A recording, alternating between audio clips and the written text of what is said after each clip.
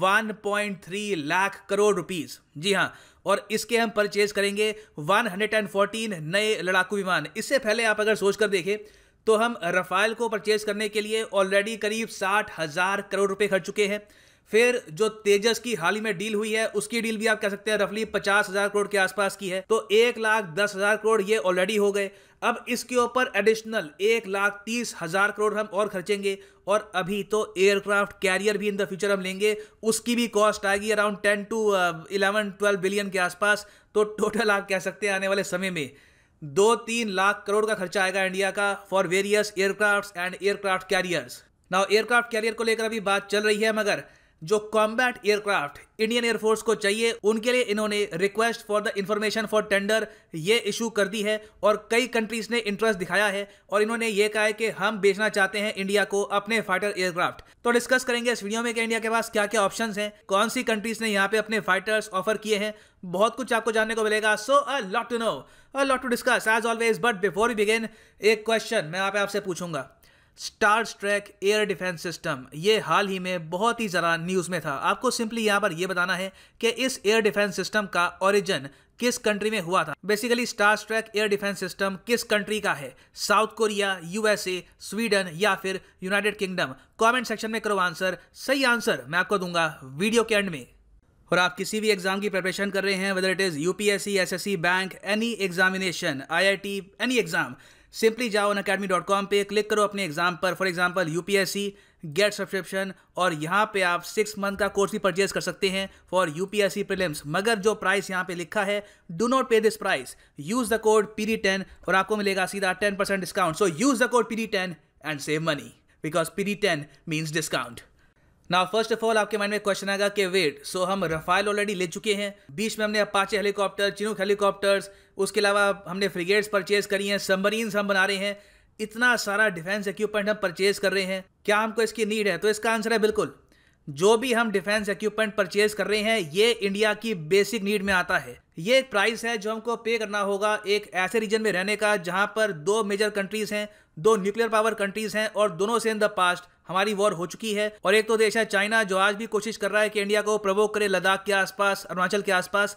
तो अगर हमको शांति से रहना है, अगर हम चाहते हैं कि पीसफुल तरीके से बॉर्डर के अंदर हम तरक्की कर पाए, तो उसके लिए बॉर्डर्स को स्ट्रॉन्ग करना होगा। We must prepare for war in order to live in peace. बाकी सब के अलावा आप अगर देखें तो ऑब्वियसली यहाँ पे ख्याल आता है कि अगर रीजन में पीस होता, अगर रीजन में यहाँ पे स्टेबिलिटी होती, तो ये सब billions and billions of dollars India, Pakistan और भी कई यहाँ पर देश हैं, ये सब लगा पाते on education, on infrastructure, on creating jobs. But the reality is जो आपका नेबरहुड है उसी के हिसाब से you have to prepare yourself. अब नेक्स्ट क्वेश्चन आपके माइंड में ये आएगा कि ठीक है, अगर फाइटर एयरक्राफ्ट परचेज करना ही है तो क्यों ना एक इंडियन कंपनी को फिर से ऑर्डर दे, लास्ट टाइम की तरह जैसे हमने 83 तेजस लाइट कॉम्बैट एयरक्राफ्ट का ऑर्डर दिया था टू HAL। फिर से सेम करते हैं, इस बार HAL को कहते हैं कि हम आपसे 114 एयरक्राफ्ट चाहते हैं। मगर देखो प्रॉब्लम यहाँ पर ये है कि even though light combat aircraft तेजस का जो लेटेस्ट वेरिएंट है जो हमने परचेज किया रिसेंटली, ये 4.5 प्लस जनरेशन एयरक्राफ्ट की श्रेणी में आता है, और यहाँ पे आपको बिल्कुल high tech radar, high capacity data link, enhanced avionics, ये सब आपको मिलेंगे। मगर इंडिया आज के समय ढूंढ रहा है एक मल्टी रोल एयरक्राफ्ट जो तेजस से काफी साइज में बड़ा हो, जिसकी लोड कैरिंग कैपेसिटी ज्यादा हो। तो लाइट कॉम्बैट एयरक्राफ्ट तेजस का एक पर्टिकुलर रोल है इन द इंडियन एयरफोर्स, वो काफी हद तक वो पूरा कर लेगा।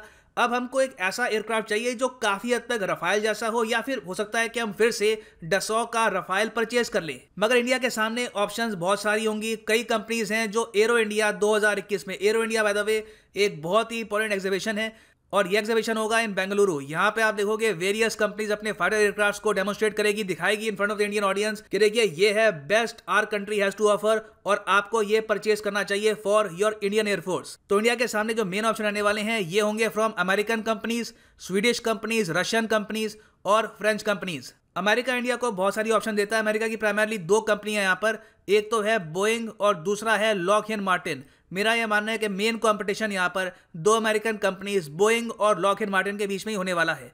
बोइंग यहाँ पे ऑफर कर रहा है F-18 सुपर हॉर्नेट। उसके अलावा जो F-15 फाइटर एयरक्राफ्ट है जिसका लेटेस्ट वेरिएंट F-15EX आ चुका है, ये भी इंडिया को ये ऑफर करेंगे। हाल ही में यूएस गवर्नमेंट से इनको अप्रूवल मिल चुकी है कि ये F-15 को ऑफर कर पाए टू इंडिया। तो ये तो ऑफर होगी हमको फ्रॉम बोइंग।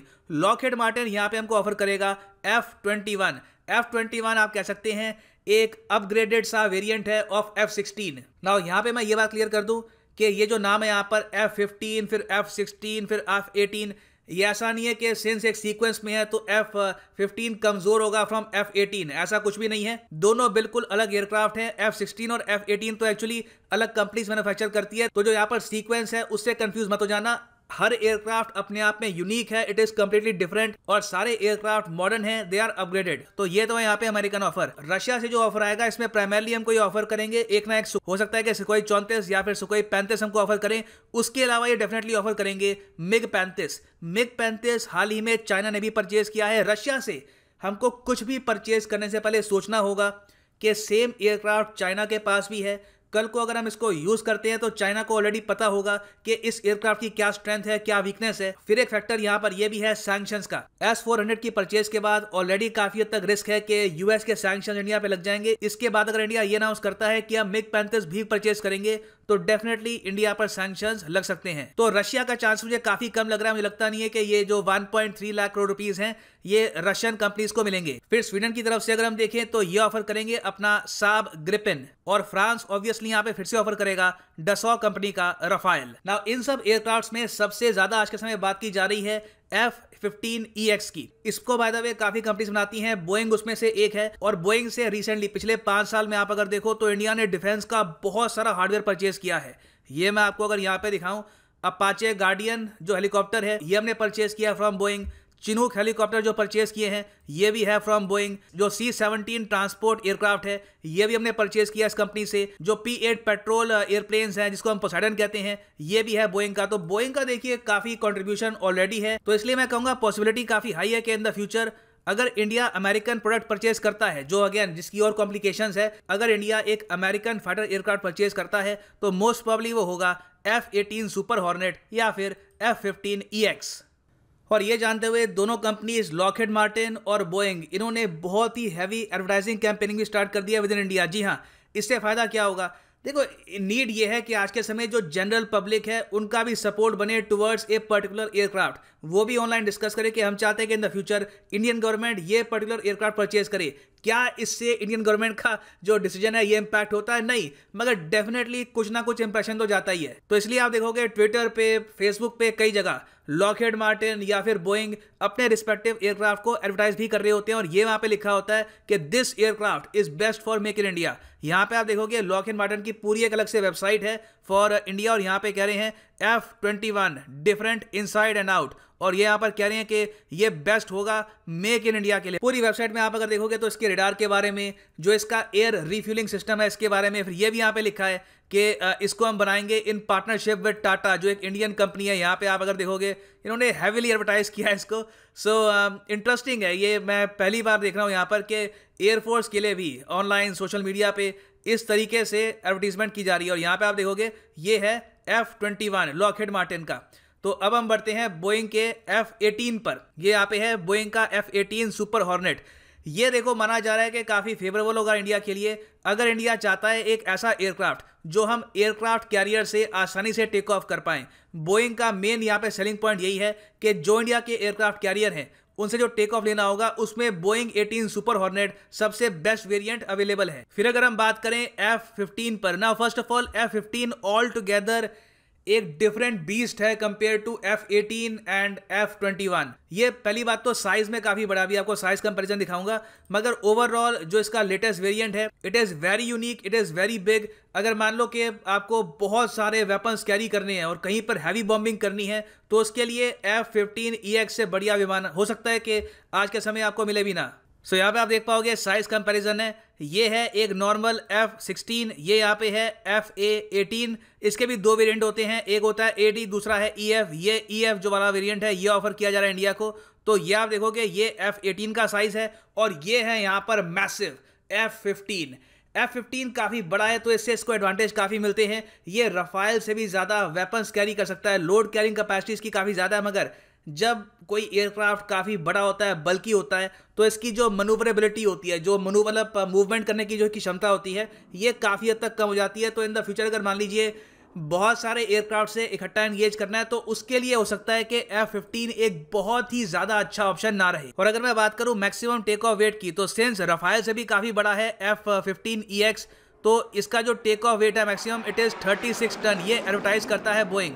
और फिर अगर हम बात करें वेपन्स की, तो यहाँ पर बोइंग ने यह कहा है कि F-15EX कैरी कर सकता है 13 टन के वेपन्स और फ्यूल अंडर इट्स विंग। इसके कंपैरिजन में डसॉ ने ओपनली ये कहा है कि रफाल की जो मैक्सिमम कैरिंग कैपेसिटी है ऑफ वेपन्स और फ्यूल इट इज 9.5 टन। उसके अलावा F-15EX कैरी कर सकता है around total 22 air to air missiles, that is a lot, far more than any other fighter in production. Rafale, Sukhoi, किसी को भी आप अगर कंपेयर करोगे तो ओवरऑल वेपन कैरिंग कैपेसिटी में F-15EX सबसे आगे है। मगर रफाल का कुछ हद तक एडवांटेज यहाँ पर हमारे पास ये है कि फ्रांस एक ज़्यादा रिलायबल देश है compare to USA। F-15EX definitely Rafale से बड़ा है, वेपन कैरिंग कैपेसिटी ज़्यादा है इसकी, और लॉन्ग टर्म में आप अगर देखो तो ये सस्ता भी पड़ेगा कंपेयर टू रफाल। मगर इंडिया ने स्ट्रेटेजिकली आज तक सिंस इंडिपेंडेंस कोई भी US फाइटर एयरप्लेन ऑपरेट नहीं किया। हमने हेलीकॉप्टर लिए हैं उनसे, उनके ट्रांसपोर्ट एयरक्राफ्ट लिए हैं, मगर फाइटर एयरक्राफ्ट बहुत ही इंपॉर्टेंट कंपोनेंट होता है एक कंट्री के डिफेंस का। वहां पर USA की कंपनी का एयरक्राफ्ट हमने आज तक इस्तेमाल नहीं किया। तो अगर पहली बार हम US फाइटर एयरक्राफ्ट परचेज करते हैं तो ये एक बहुत ही बड़ा पॉलिसी शिफ्ट होगा इंडिया के लिए। तो इस पर सरकार को काफी सोच विचार करके आगे बढ़ना होगा, क्योंकि US में एक ट्रेंड रहता है कि जैसे प्रेसिडेंट चेंज होते हैं, पार्टी नहीं आती है, तो इनकी पॉलिसी में रेडिकल शिफ्ट आता है। अभी रिसेंटली जो इसका शौक है सऊदी अरेबिया, UAE ने फेस किया। जब ट्रम्प थे उनके अंडर बहुत सी डील साइन हुई, अचानक से बाइडेन आ गए, अब डील सब फ्रीज हो गई। अब सोच कर देखिए हमारे साथ ऐसा हो कभी, अभी हम बाइडेन के साथ डील कर लें, कल को बाइडेन की जगह इन द फ्यूचर कोई और प्रेसिडेंट आता है, वो ये डील फ्रीज कर दे किसी इशू को लेकर, तो ये हमको सोचना होगा। US डिफेंस के एस्पेक्ट पे इतना स्टेबल नहीं है जितना फ्रांस है। बाकी फिर जो स्वीडन का साब ग्रिपेन है वो भी देखिए काफ़ी अच्छा एक मल्टी रोल फाइटर एयरक्राफ्ट है। उन्होंने ये भी कहा है कि इंडिया में वो प्रोडक्शन सेटअप कर देंगे, मगर प्रॉब्लम वहाँ पर ये है कि साब SAAB ये जो कंपनी है स्वीडन की, ये लोग रेडार, उसके अलावा बहुत सा और इक्विपमेंट ये एक्सपोर्ट कर चुके हैं टू पाकिस्तान। तो ओवरऑल आप अगर सोच कर देखें तो फिर से डसॉ के रफाल परचेज करना इंडिया के लिए काफ़ी अच्छा ऑप्शन रहेगा। अगर हम बात करते हैं स्टेबिलिटी की, डिपेंडेंस की, और इससे इन द फ्यूचर इंडिया और फ्रांस के रिलेशंस और भी ज़्यादा बेहतर होंगे। इस इशू के बारे में आपका क्या ओपिनियन है, आप शेयर करिएगा in the comment section below. किस पर्टिकुलर एयरक्राफ्ट को आप भी सपोर्ट करते हैं ऑन सोशल मीडिया या पर्सनली, इसके बारे में लिखिएगा ना। वापस आते हैं अपने क्वेश्चन पे कि star track air defence system जो आजकल न्यूज़ में है, ये ओरिजिनेट किया गया था इनमें से किस कंट्री में। यहाँ पे आपकी ऑप्शंस हैं। सही उत्तर यहाँ पे है यूनाइटेड किंगडम। जी हाँ, UK का है star track air defence system, और इसको जिस कंपनी ने प्रोड्यूस किया है यह थेल्स एयर डिफेंस। और ये जान लो कि थेल्स ग्रुप की आप अगर बात करोगे तो ये तो आपको मिलेगा फ्रांस बेस्ड, मगर जो थेल्स एयर डिफेंस है ये है UK बेस्ड। और हाल ही में भारत डायनामिक्स जो है एक सरकारी कंपनी, इन्होंने एक एग्रीमेंट साइन किया है थेल्स एयर डिफेंस के साथ, जिसके अंडर स्टार ट्रैक की प्रोडक्शन होगी in India. So make in India defence को हर तरफ से आप अगर देखो मिल रहा है एक massive boost. And this is right now the end of the video. Thank you for listening and as always God bless you all.